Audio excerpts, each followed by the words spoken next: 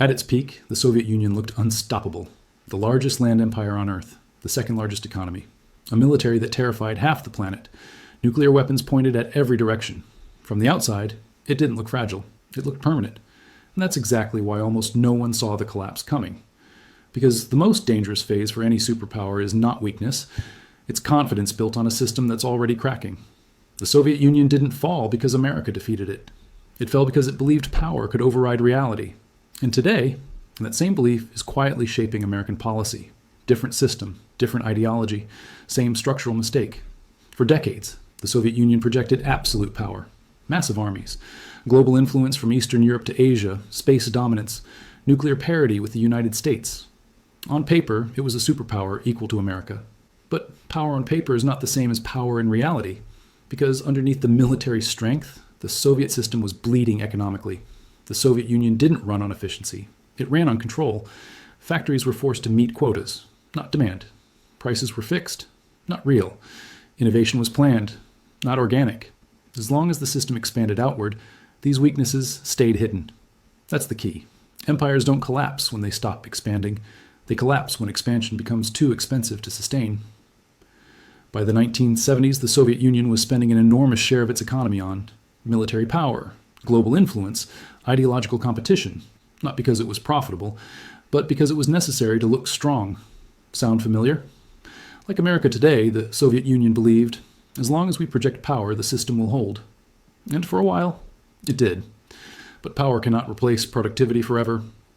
Behind the scenes, the Soviet economy was stagnating. Growth slowed, technology lagged, consumer goods disappeared, living standards fell quietly. The system still functioned, but only because it was being pushed harder every year. This is the most dangerous stage of any empire, when the machine still runs, but only at the cost of long-term damage. The Soviet leadership saw the warning signs. They just believed power could outpace them. That belief would become fatal. The Soviet Union didn't collapse suddenly. It collapsed the moment power stopped paying for itself. For years, Soviet leaders believed their biggest strength was scale. More tanks, more soldiers, more territory, more influence. But scale is only an advantage when the economy beneath it can breathe. By the late 1970s, that stopped happening. The Soviet economy wasn't growing anymore. It was circulating. Money moved. Production happened. But real value didn't increase. Why? Because the system rewarded obedience, not efficiency. Factories met quotas, even if nobody needed the goods. Resources were allocated politically, not rationally. Innovation slowed because failure was punished, not learned from. And yet, the Soviet Union kept spending like an expanding empire. Military budgets kept rising. Foreign commitments kept expanding, all while domestic productivity stalled. This is where the system crossed a dangerous line. Instead of adapting, the Soviet Union tried to outspend reality. Then came the external shock. Oil prices. The hidden trigger. Most people don't realize this. Soviet stability depended heavily on oil exports. In the 1970s, high oil prices masked economic weakness. Foreign currency flowed in. Imports stayed possible. The illusion of stability held. But in the 1980s, oil prices collapsed. Suddenly, export revenues shrank, hard currency disappeared, imports became unaffordable. The Soviet Union didn't lose a war. It lost income. And without income, power becomes expensive very quickly. To compensate, the system leaned harder on borrowing, rationing, repression, propaganda. But none of that creates growth. It only delays consequences. This is the moment when an empire becomes trapped. Cut military spending leads to lose global credibility. Cut domestic support leads to risk internal unrest. Reform. The system leads to risk losing control. Every option had a cost. And none were painless. Sound familiar? Because this is the same pressure modern America is beginning to feel. Rising debt, expensive global commitments, dependence on confidence, and shrinking tolerance for reform. The Soviet Union chose delay. It believed time was on its side. It wasn't. By the early 1980s, Soviet leaders knew something was wrong. The system wasn't broken yet, but it was exhausted. Growth had stalled. Living standards lagged behind the West. Technology was falling behind. And the cost of maintaining global power kept rising. So the Soviet Union tried to do what every aging empire eventually tries: reform, without losing control. That's where the real damage began. Perestroika. Reform without a safety net. When Mikhail Gorbachev introduced perestroika, economic restructuring, the goal was simple: loosen state control slightly, allow limited efficiency, modernize the economy, keep political power intact. On paper, it sounded reasonable. In reality, it destabilized everything. The Soviet economy wasn't designed for partial reform. It was built as a closed, centralized machine. When you loosen only one part of such a system, you don't get balance. You get chaos. Factories lost clear orders. Prices stopped making sense. Supply chains broke. Shortages increased. The old rules no longer worked, but new ones weren't fully in place. This is the most dangerous phase any empire enters. Not full control, not full reform, uncertainty. Glasnost, truth without stability. Then came glasnost, openness. Censorship relaxed, information flowed. People began speaking openly. And suddenly, decades of suppressed reality surfaced all at once. Corruption, waste, environmental disasters, historical lies, economic failure. Truth didn't weaken the Soviet Union. Timing did. Revealing reality during strength builds trust. Revealing reality during weakness destroys legitimacy. People didn't just question policies, they questioned the system itself. And once belief disappears, force becomes expensive. Why partial reform accelerates collapse. Here's the lesson history keeps repeating. Empires can survive being rigid. Empires can survive being flexible, but they rarely survive being half-changed. The Soviet Union tried to keep military dominance, keep global influence, keep centralized control, while opening the economy, a narrative those goals conflicted.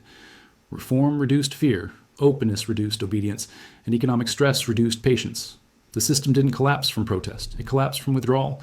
People stopped believing participation was worth it. That's fatal. And this is where the comparison to America becomes uncomfortable. Because today, reforms are debated, but delayed. Truth is fragmented and politicized. Economic pressure is real but uneven. And trust is thinner than it looks. The danger isn't collapse. The danger is hesitation. By the late 1980s, the Soviet Union still looked terrifying from the outside. The largest nuclear arsenal on Earth, millions of soldiers, space capability, global intelligence networks, influence across Eastern Europe. On paper, it was still a superpower. In reality, something crucial was gone. Control. This is the stage most people misunderstand. Empires don't fall when they lose power. They fall when power stops producing obedience, the illusion of strength. The Soviet state could still threaten, still deploy, still intimidate. But internally, compliance had weakened. Factories followed orders on paper, not in practice. Local governments nodded, then ignored Moscow. Allies stayed quiet, but prepared exits. The system still moved, but it no longer responded. That's the difference. When power stops correcting problems, it becomes ceremonial, expensive, rigid, predictable. Eastern Europe was the warning. The collapse didn't start in Moscow. It started at the edges. Poland, Hungary, East Germany, Czechoslovakia. One by one, satellite states realized something. The Soviet Union no longer had the economic strength or the political will to enforce control. Not because it didn't have tanks, because using tanks would expose weakness. Every crackdown would increase economic pressure, trigger sanctions, accelerate legitimacy loss, drain resources faster. So Moscow hesitated, and hesitation is visible.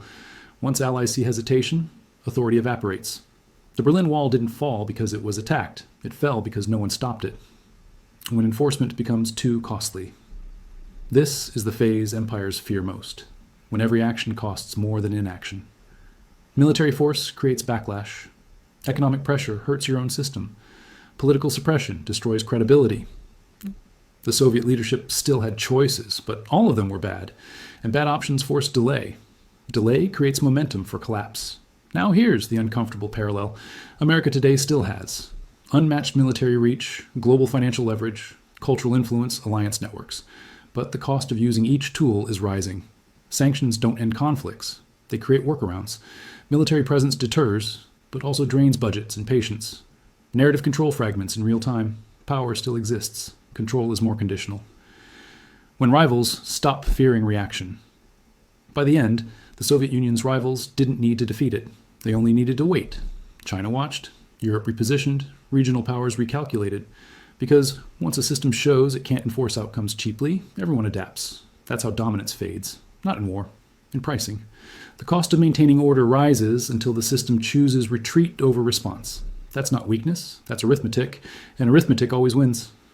By 1990, the Soviet Union had reached a point every empire eventually faces. Not defeat, not invasion, exhaustion. The system was no longer collapsing outward. It was collapsing inward. The economy couldn't support the state. The state couldn't enforce loyalty. And repression no longer restored control. At that stage, power becomes dangerous to use. The moment most people misunderstand. The Soviet Union didn't lose the Cold War in one moment. It chose not to fight the final battle, because fighting would have destroyed what little remained. This is what outsiders miss. When Mikhail Gorbachev allowed Eastern Europe to go the Berlin Wall to fall republics to assert independence, it wasn't surrender. It was risk management. The leadership understood something brutal. Holding the system together by force would trigger civil war, economic freefall, mass bloodshed, permanent isolation. Letting go was the least destructive option left. That's the final stage of empire, not collapse, containment of damage. Why empires don't go quietly? Until they do for decades, the Soviet Union responded to threats with force. Hungary, 1956, Czechoslovakia, 1968. But by the late 1980s, those responses were no longer affordable. Not financially, not politically, not morally. Every crackdown weakened the system faster than resistance did. That's when power turns inward. When leaders stop asking, how do we win? And start asking, how do we avoid catastrophe? That shift is irreversible. The real lesson for America. The Soviet Union didn't fail because it lacked weapons. It failed because the economy couldn't sustain control, legitimacy had evaporated, enforcement costs exceeded benefits. America today is not the Soviet Union, but the structure rhymes, a global system that requires constant intervention, runs on confidence, is financed by debt, reacts faster than it can adapt. This doesn't predict collapse. It predicts constraint, the kind where choices narrow, responses become reactive, escalation replaces strategy, time becomes the enemy. That's how dominance erodes in modern systems, not through loss of power, but through loss of flexibility. Why? This phase is the most dangerous. The most unstable moment for any empire is not when it's weak, it's when it's strong, but no longer in control of outcomes. That's when leaders push harder, delay adjustment, spend more, signal more, because admitting limits feels worse than risking consequences. History shows where that leads. Rome delayed, Britain delayed, the Soviets delayed, until delay became impossible. The ones that survived weren't the strongest. They were the ones that adjusted before panic. The final parallel. The Soviet Union ended not with war, but with a decision. Preserve people, or preserve the system. The system lost. Empires can survive loss of territory. They can survive loss of status.